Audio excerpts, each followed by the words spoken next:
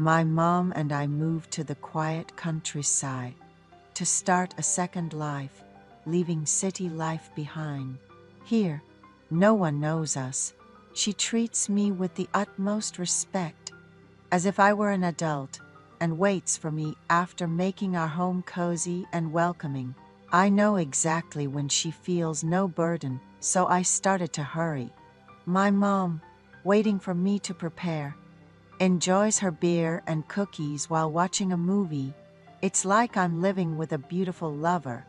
It's been 4 years since my dad suddenly became a star in the sky. To put it precisely, when I was in my first year of high school. That day, the weather turned from clear to stormy, pouring down heavy rain. I had studied hard for a major exam and, thanks to my mom's teachings, scored 100, making it an even happier day.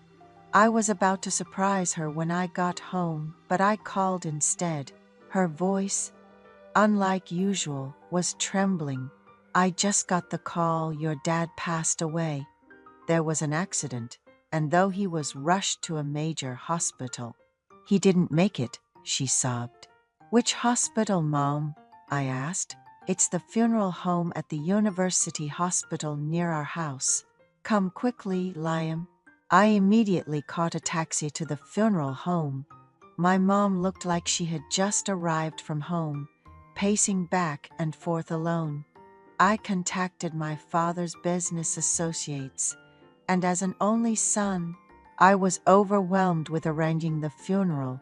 My mom cried until she lost consciousness and had to rest in a hospital room. I remember that day as one when my father left happily. "I'm going to get an investment from the biggest player in the industry this afternoon. We'll be able to live more comfortably," he sang cheerily.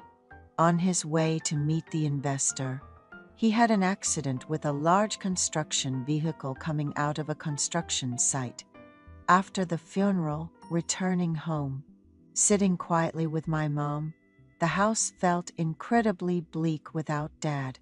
My uncle, my mom's brother, patted her shoulder, offering a word of encouragement before hugging me and leaving. I hardly remember my biological mother. She passed away from a genetic disease when I was in kindergarten. I vaguely remember my dad crying a lot at that time. I remember crying at a strange funeral home, asking my mom's photo. "Mom, why are you here?" With my mom gone, my grandmother came to live with us and took care of me because my dad was too busy with his business. I recall crying a lot over missing my mom, even when eating the warm meals my grandmother prepared. Poor thing without a mom. She would console me and we'd end up crying together. Sadly, my grandmother passed away in her sleep from a heart attack. My relatives kept pushing my dad to remarry, questioning whether he could raise his young son alone. Dad always said, "The only woman in my life is Liam's mom," and didn't date anyone. However, after much persuasion from the elders about a good woman they knew, he met my stepmom. She had an oval face with big, bright eyes, was quite tall and very slim. My stepmom, who hadn't thought about marriage, fell for Dad's warm personality and decided to marry him. At that time, I was in elementary school, and my stepmom was in her early 30s. To me, she was beautiful and kind. When Dad introduced her, missing the warmth of a mother, I ran into her arms asking, "Will you be my mom now?" with a smile. My stepmom embraced me with love from the moment I called her mom. She tutored middle and high school students and brought her students to our house. After school, I learned from her, and when she was busy, I'd run errands to get snacks for my brother and sister. She declared she would focus on raising me and not have any more children, which I found enviable when I saw friends with siblings. I once whined to Dad, wishing for a beautiful little sister. But he said, Liam, there's no guarantee of having a daughter, and our family plan is already complete, with a laugh. Even after Dad passed away, my stepmom continued tutoring. I got into a pretty good university, and on the day I confirmed my admission, my stepmom was overjoyed. People told her that now Liam was an adult. He should leave home and live freely. But whenever she heard this, my stepmom would say, My only family is Liam. Don't tell me what to do with my life. Shutting down those unnecessary comments, she emphasized that her only hope was me. I felt both sorry and thankful for her, so I tried to spend more time with her. One day, I asked her why she married a man with a child. She said, After meeting your dad, I thought his gentle and domestic nature would make him a good husband. Plus, you were so adorable when you ran up and called me Mom that I wanted to join this family quickly.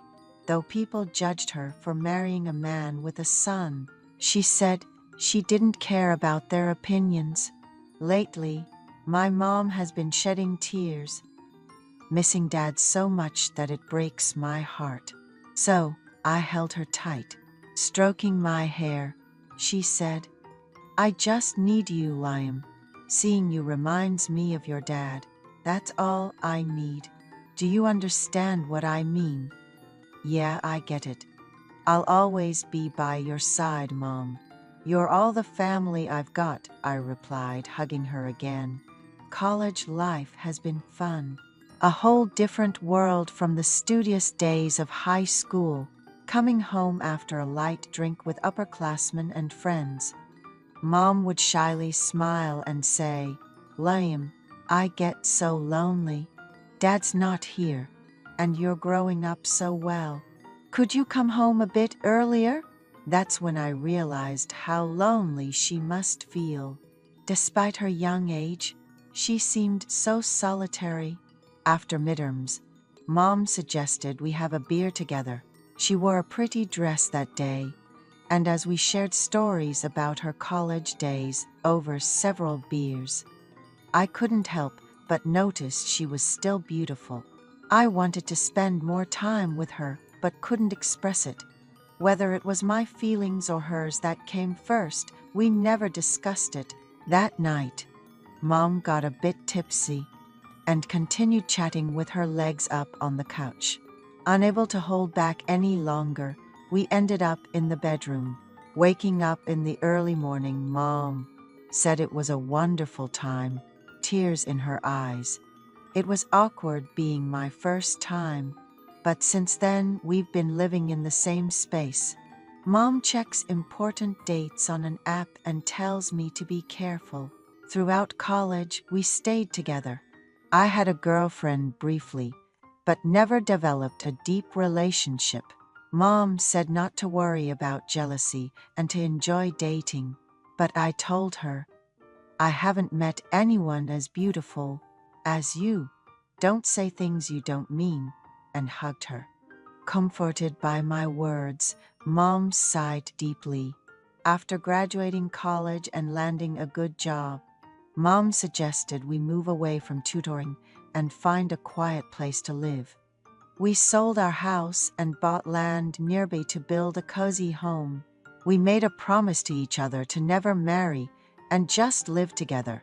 To the outside world, we may seem like a loving mother and son, but at night, we share a different kind of closeness.